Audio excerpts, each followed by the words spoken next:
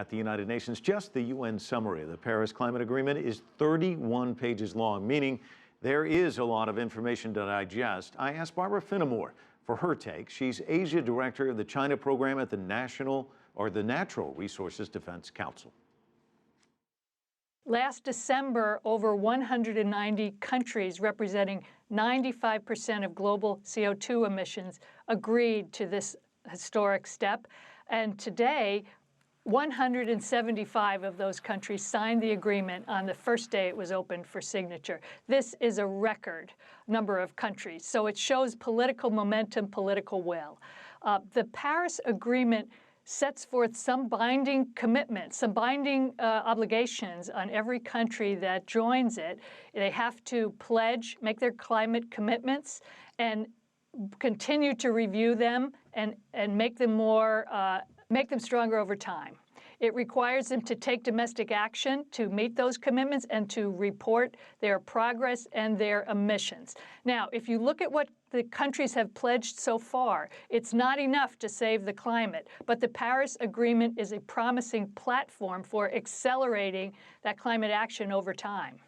How do you accelerate it, though? Because there are some who say, it's a game of catch-up at this stage. The pledges themselves are not enough to meet the target of keeping the global warming increase to below 2 degrees Celsius.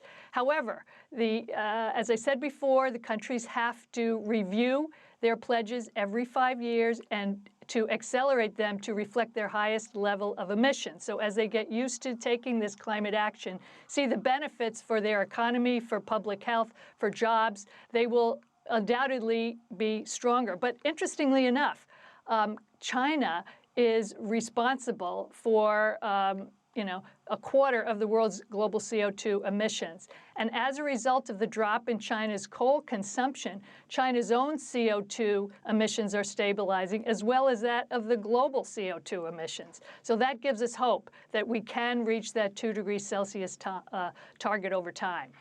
Barabara, if you will, discuss China's plans to meet these commitments. What are the steps that China is willing to take?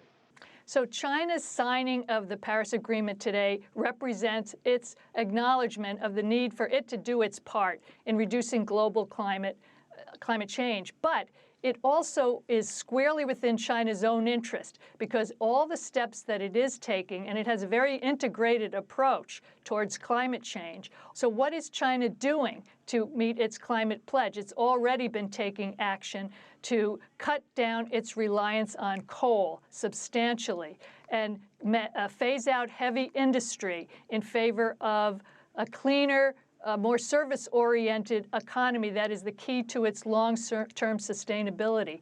China is also the world leader in investment in clean energy. Last year alone, it invested $111 billion in renewable energy, which is 1/3 of the world total. This is a model, or this can be a model for other countries on how to address their CO2 emissions while improving their economy. Let me ask you one final question. The LA Times had this article, a piece about a new study in the journal Nature, which really found that virtually all of Americans are now experiencing mild winters, and this is what they prefer. So it's hard to complain about the weather outside when the winters are a lot nicer. So researchers are now expressing some concern that perhaps Americans will become complacent, or because they're benefiting in this way, that they're not going to demand action. Is that a concern of yours? Well, yes, the winters were milder. In fact, the first 3 months of this year were the hottest ever recorded, and by a large margin.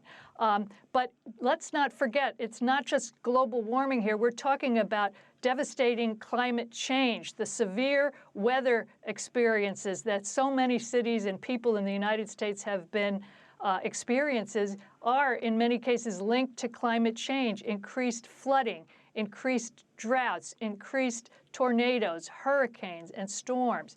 And so this, I think, is going to help to bring home to people that the Earth is crying out for action here. And if we want to protect our country and the world for our grandchildren, something has to be done, and the sooner the better.